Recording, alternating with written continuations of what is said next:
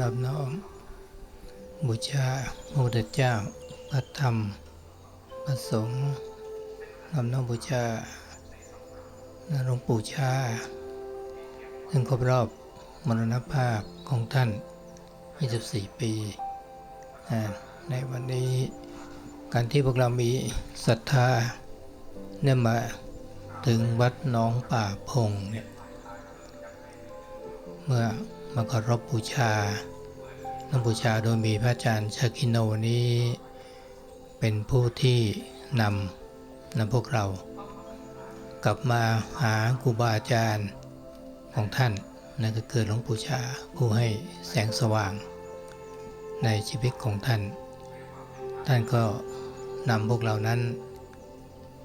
มาที่วัดมกพงเพื่อที่จะมาได้สัมผัสกับความศรัทธาของพระสงฆ์ความศรัทธาของประชาชนทั้งหลายทั้งในประเทศต่างประเทศเราคงจะมีความซาบซึ้งใจปิติใจเกิดขึ้นในใจของเราซึ่งหลวงปู่ชานั้นท่านก็สอนทั้งพระเนรและก็ญาติโยมแล้วก็ท่านพูดว่าส่วนใหญ่แล้วครูบาอาจารย์นั้นเมื่อมรณภาพลงลูกศิษย์ลูกหาก็แตกกันไปแต่ท่านบอกว่าท่านคิดไปแล้วว่าจะทำอย่างไรนะมาวันนี้ก็เป็นประจักษ์ชัดแจ้งว่าหลวงพ่อท่านได้คิดไว้แล้วได้ทำไว้แล้วถึงความสามัคคีเป็นน้ำหนึ่งใจเดียวกันมีความเคารพคารวะในหลวงพ่อชาองค์เดียวกันอยู่ในหัวใจถึงวันที่ท่านมรณภาพแล้วก็ได้ความกตัญญูกตเวทีรู้คุณของท่านจึงมารวมกันเพื่อแสดงความเคารพในพระคุณของหลวงพ่อซึ่งหลวงปู่ท่านก็สอนให้ทุกคนเนี่ยมีการเสียสละ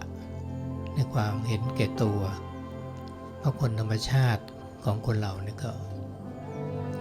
มีความรักมีความชังมีความหลงตัวเราของเราหาทรัพย์มาได้ก็มีความยึดมั่นถือมั่นแสวงหาทรัพย์ข้างนอกแล้วก็หลงติดอยู่ในสิ่งภายนอกท่านเคยมาแสวงหาทรัพย์ภายในคือการให้ทานการเสียสละเห็นได้ว่าผู้ที่มาร่วมงานนั้นก็มีทั้งผู้ที่ให้ทานผู้ที่มารับทานก็มีความเบิกบานใจผู้ให้นั้นย่อมมีความสุขใจคือท่านเหล่านี้ก็ปฏิบัติตามที่หลวงพ่อท่านสอนคือมีความเสียสละนั่นเองท่านเคยเทศน์ให้ฟังพูดให้ฟังว่าโยมแม่ของท่านเมื่อผลไม้ออกผลมาใหม่ๆก็ดีข้าวออกรวงมาใหม่ๆก็ดีโยมแม่กระทั่งของท่านก็นำมาถวายพระคือถวายของที่เลิศถวายของที่ดีท่านพูดให้ฟังว่าการให้อย่างนี้ก็คือคนที่มีน้ำจิตน้ำใจที่มีความดีงามมีความเสียสละอย่างมากทีเดียวการให้นี้เนี่ยเป็นสิ่งที่สำคัญเมื่อเราให้ทานทั้งภายนอกจิตใจของเราก็มีความเบาขึ้นคือแบ่งบางส่วนในการที่ว่าทำบุญการบริจาคแล้วยิ่งขึ้นไปนั้นเราก็ให้อภัยบางครั้งจิตใจของเราอยู่รวมกันมาด้วยกันก็ดีทำงานร่วมกันก็ดี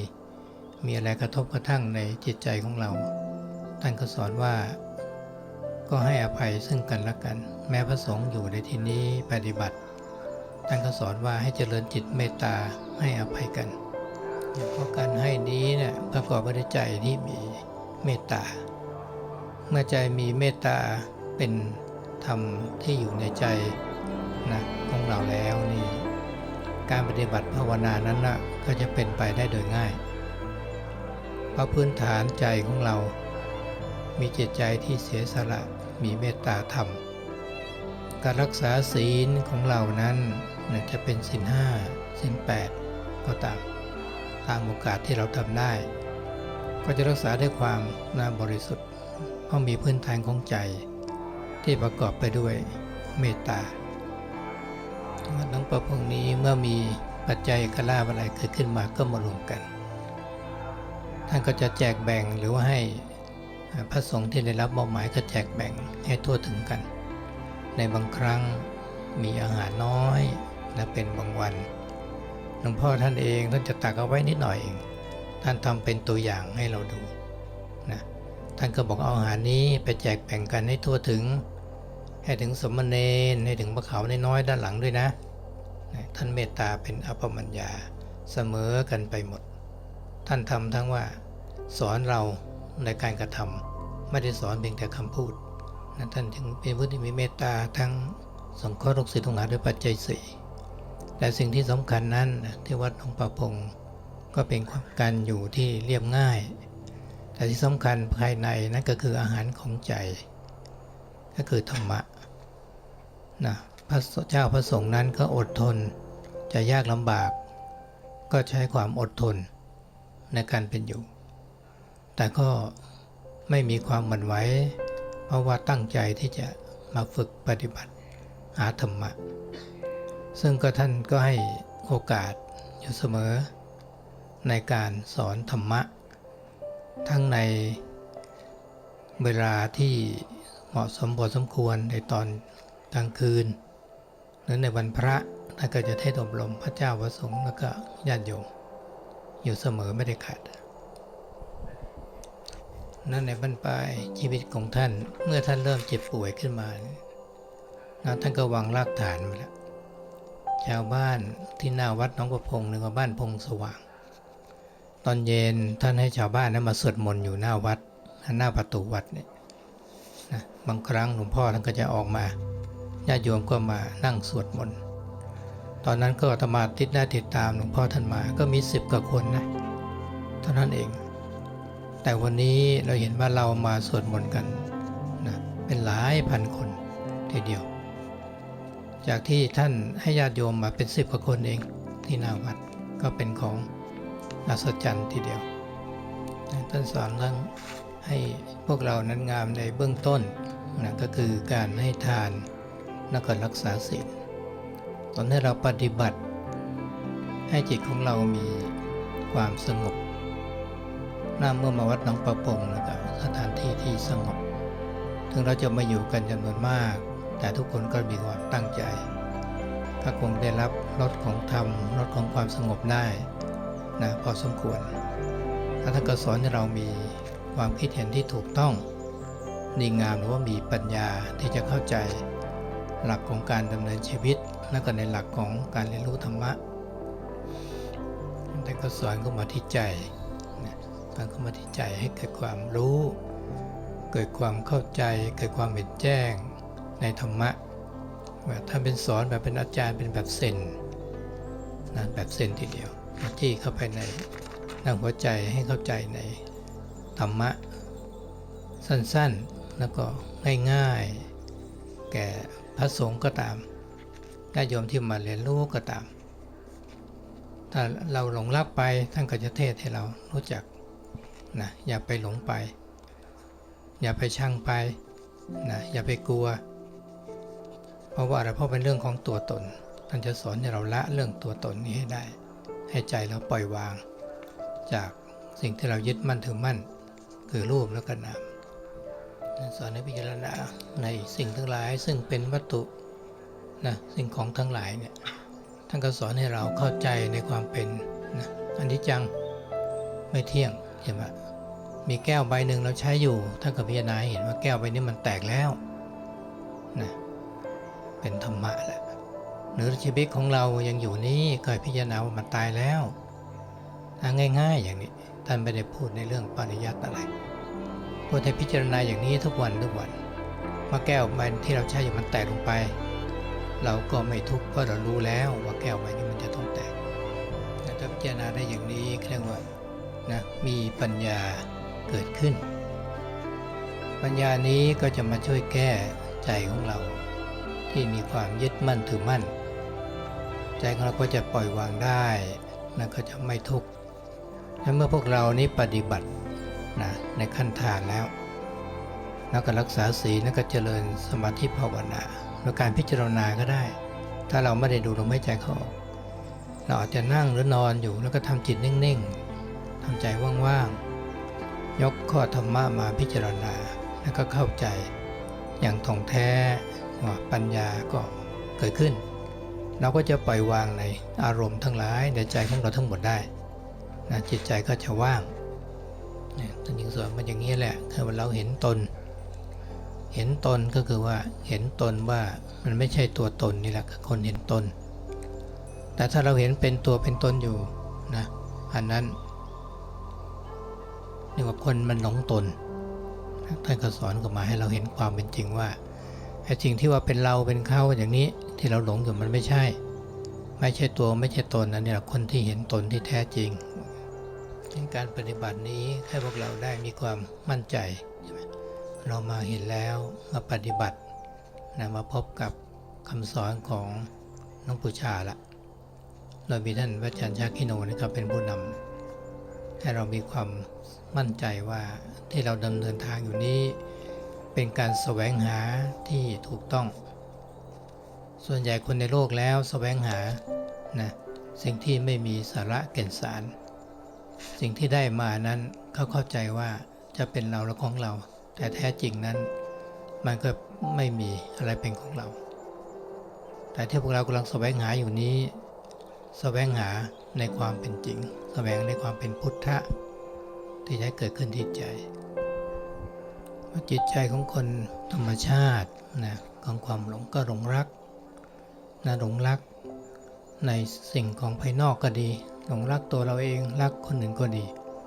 แต่สิ่งที่เราได้หลงรักนั้นเป็นสิ่งที่มันเป็นทุกขังนะเป็นทุกขังคือมันทนสภาพไม่ได้นะเปลี่ยนแปลงเมื่อเราก็ไม่เข้าใจความจริงมันก็ใจมันก็เลยเป็นทุกข์หรือขังทุกข์เอาไว้ในใจนั่นพวกเราก็จิตใจมันก็เป็นไงนะก็หลงชังหลงเกลียดนะหลงอยู่ในความโกรธอีกซึ่งสิ่งเหล่านี้ก็เป็นอนิจจังอันนี้หลวงพ่อชาท่านก็สอนจิตใจโกรธโมโหอยู่ดูซิมันจะโกรธกี่ชั่วโมงมันจะโกรธกี่วันนะท่านก็ให้พวกเรามีสติดูในความรู้สึกที่โกรธอยู่ในใจนะท่านสอนอย่างนี้ให้ดูความรู้สึกที่โกรธขึ้นในใจนั้นไปเสร็จแล้วมันก็เป็นอนิจจังมันก็เกิดดับอีกก่อนหน้านี้ความรู้สึกรักก็ไม่มีโกรธก็ไม่มีเพิ่งเกิดขึ้นเดี๋ยวนี้เกิดขึ้นแล้วตั้งอยู่แล้วก็ดับไปไม่มีตัวตนที่แท้จริงท่านก็สอนให้เราเกิดปัญญาให้ฝึกฝนอดทนเมื่อเรามีความโกรธมีความเกลียดเกิดขึ้นมาในใจนั่นก็สอนว่าเราหลงเขาหลงกลัวต่างๆนี้นะเป็นความที่ไม่รู้ตามความเป็นจริงจิตก็หลงไปให้เรามีปัญญาพิจารณาเห็นสิ่งเหล่านี้ว่ามันเป็นสิ่งที่รวมกันเข้ามาแล้วก็แตกสลายไม่ใช่ตัวตนที่แท้จริงเราก็จะได้เห็นตนยิ่งพัฒนาแล้วเนี่ยก็เผลอสติเมื่อไหร่ก็หลงยึดมั่นถือมั่นหลงตัวเราของเราว่าเราถูกคนนั้นผิดนะเกิดปัญหาขึ้นมาในบางครั้งท่านก็จะสอนเลยว่านะธงนั้นมันไหวเพราะอะไรไหวเพราะมีลมหรือว่ามีธง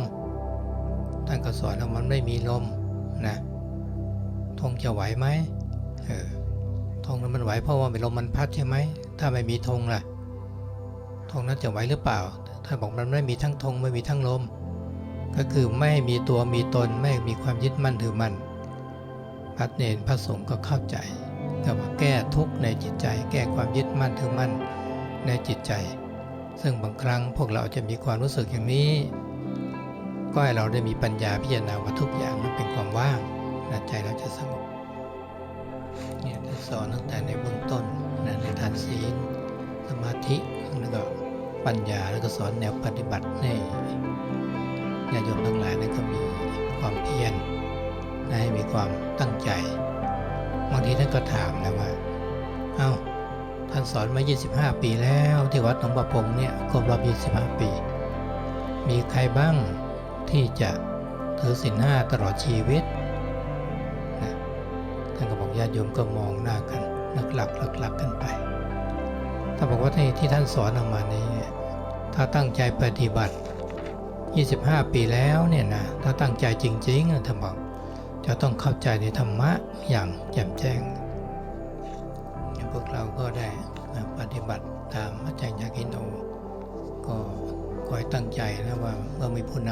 ำนะที่พานำปฏิบัติแล้วเนี่ยเราพยายามเถอะในชีวิตนี้นะพยายามปฏิบัติให้มีสตินะให้มากๆฝึกจิตของเราให้มีสติอย่างต่อเนื่องเราจะเข้าใจในธรรมะ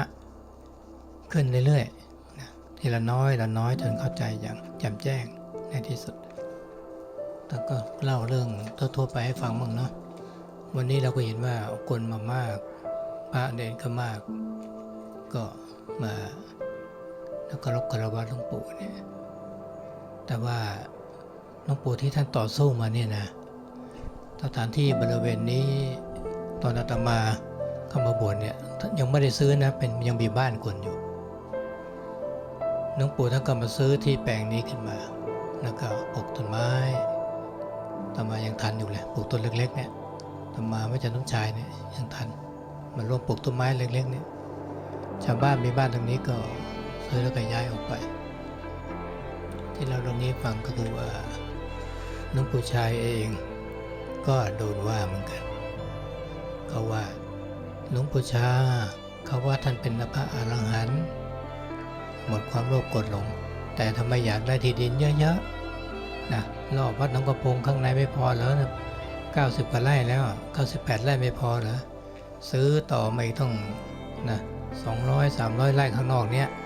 จะเอาไปทำอะไรเหมือนกับว่าท่านยังมีความโลภยังอยากจะได้ที่ดินเยอะๆท่านเป็นพระอรหันต์ก็ถูกดินทาเพราะว่าเขาไม่เข้าใจปัจจุบันนี้แหละคนนั้นจะตายไปแล้วแต่ปัจจุบันได้เห็นนะว่าที่ซื้อขยายมันนี่เพื่ออะไรนะเพื่อพุทธศาสนาเพื่อความเมตตาของประชาชนที่จะได้มารับธรรมะ